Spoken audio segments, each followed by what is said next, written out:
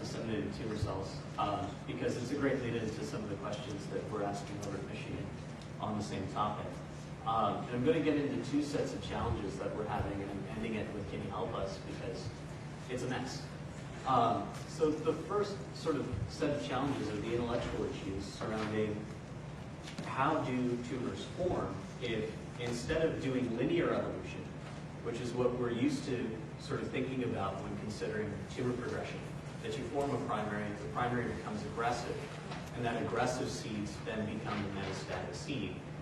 If instead Bob's observations are correct, and patients that have organ-confined disease, early-stage disease, are disseminating, then we've got to ask, well, what is the metastatic seed?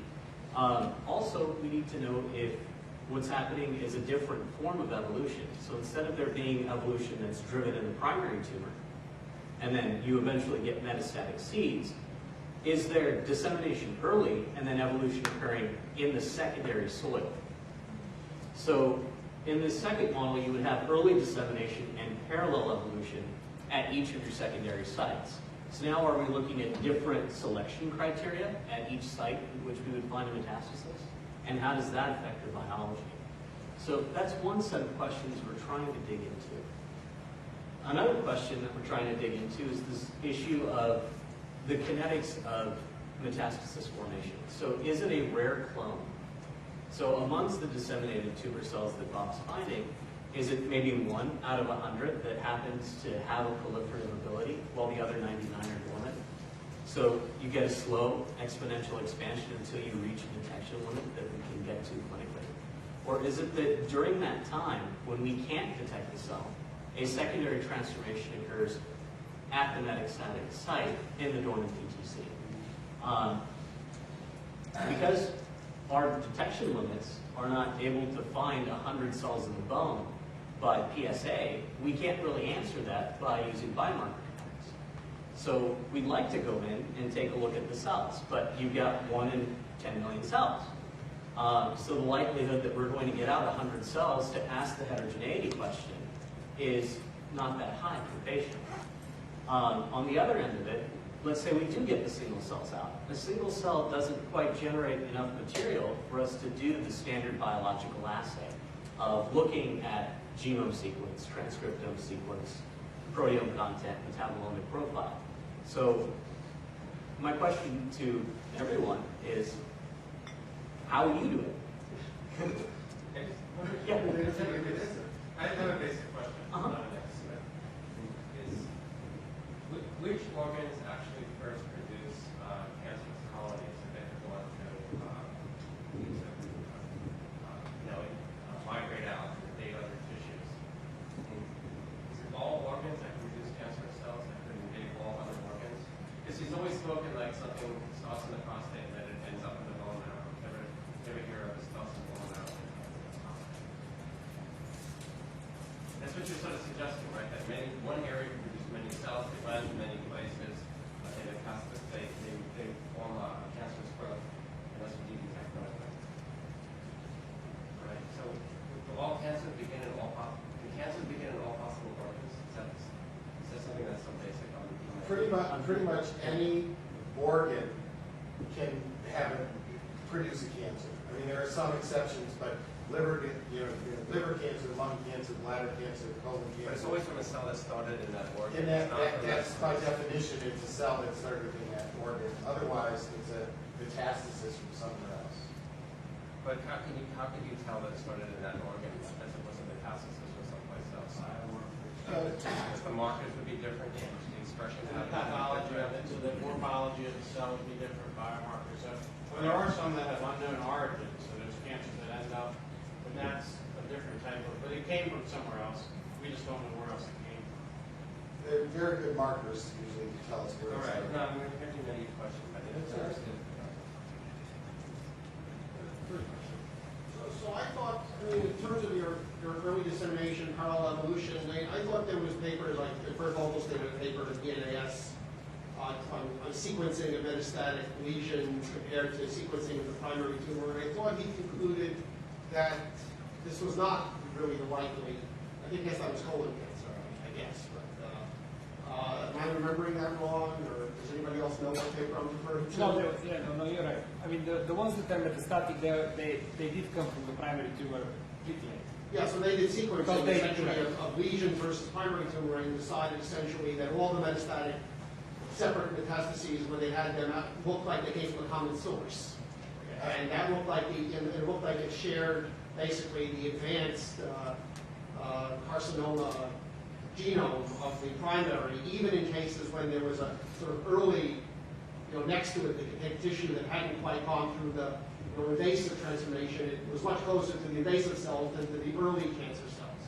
So at least in that cancer, I mean, yes, there's a, is that considered evidence in favor against this, or I'm just asking again as a person trying to understand what the literature is saying in this field. So I think some of it is that there is a different model based on the original cancer you're dealing with. So in colon, it might very well be a linear evolution model. Whereas in prostate, if you take the prostate out of a patient that has organ-confined disease, you're 5 years later, 30% of those patients go on to have a recurrence.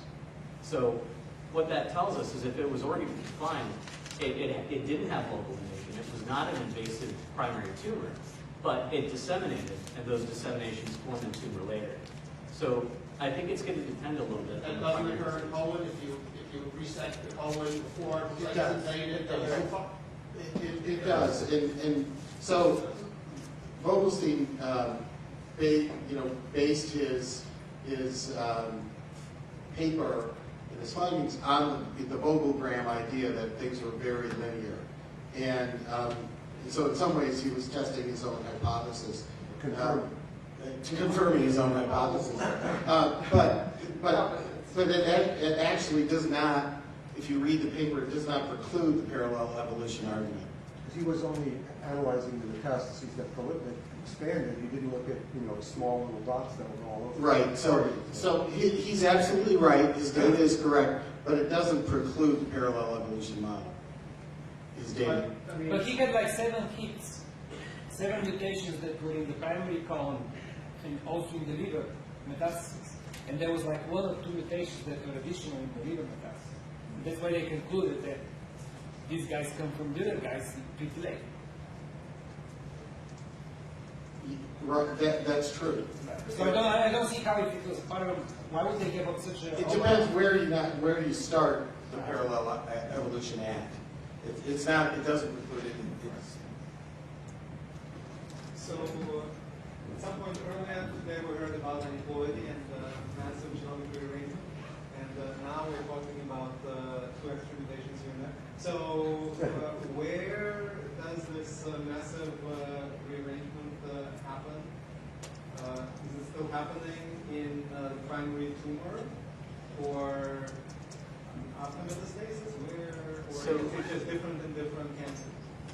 I mean, Harol's work is seeing rearrangements in the primary tumor.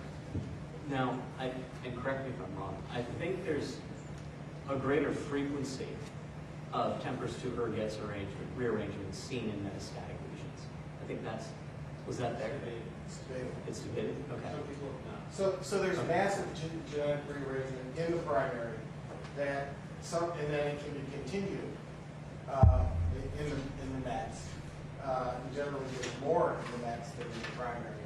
But in general, you have to have a lot of rearrangement to allow for the 5 to 6 to 7 mutational hits that allow you to metastasize. So there's a lot of rearrangement that occurs that is going to give you the 7 individual hits that you need amongst all the hits that are going to let you get out. So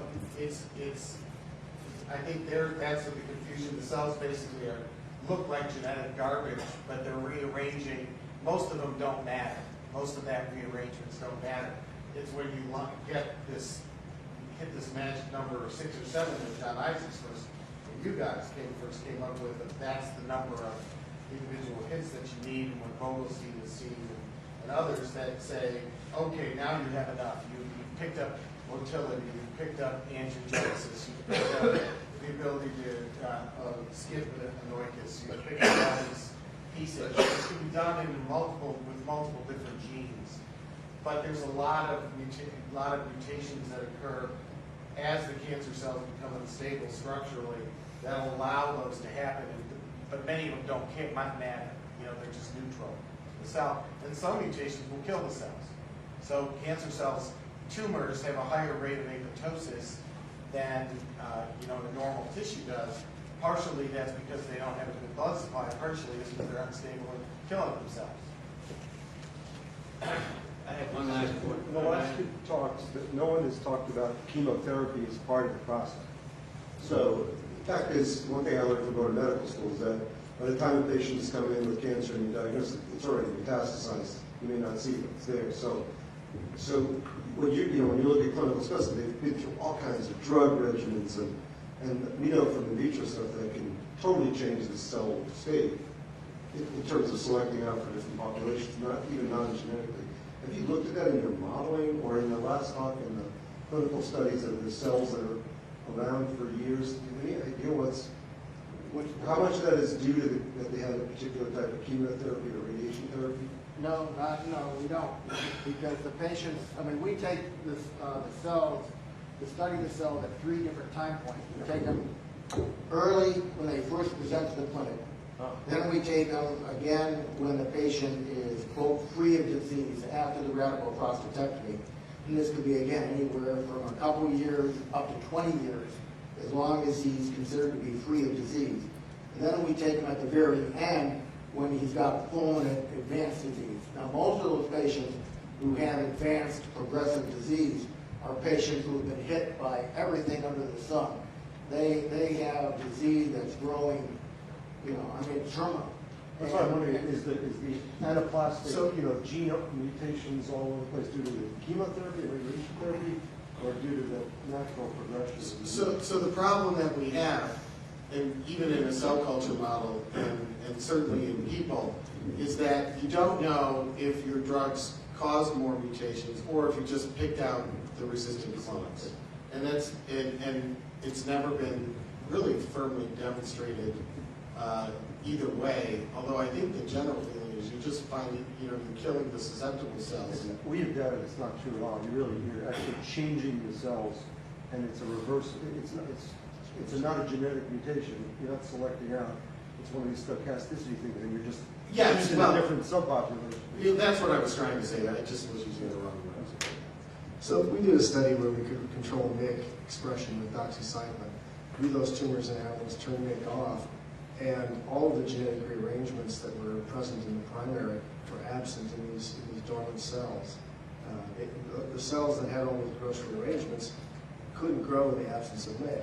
And so, in addition to the cell surface markers looking more like normal and the metabolic rate slowing, they also lost the cells that were gross rearrangements.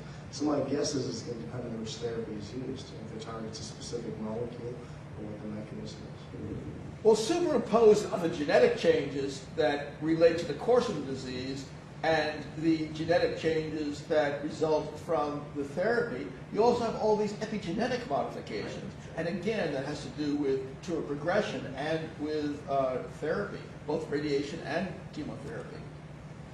I just want to interject one point that's came out of Bob's talk as well. It's coming from the circulating tumor cell, where now I think it's becoming more convincing that single cells may not maybe the abnormal rather than the normal, that there's these clumps of cells that seem to be circulating. They're not clones of clumps, but seem to be heterogeneous in their nature. Maybe different cell types even, or certainly different characteristics. And so the question is, how would you fit that into this model where you may not be getting sort of a single clone that's establishing, but a microenvironment of different cell types and building extracellular environments, etc. And how do you factor that into your studies? So I don't know if it's going to be the rare clone, if it's going to be a unique transformation, or if it's going to be the cell that disseminates as the right cluster. Part of it is I don't know how to get them out with enough efficiency to ask those questions, at least in man. And then in mice, when we do this work, we're working with stuff that grows on a dish, which of course skews what we can analyze.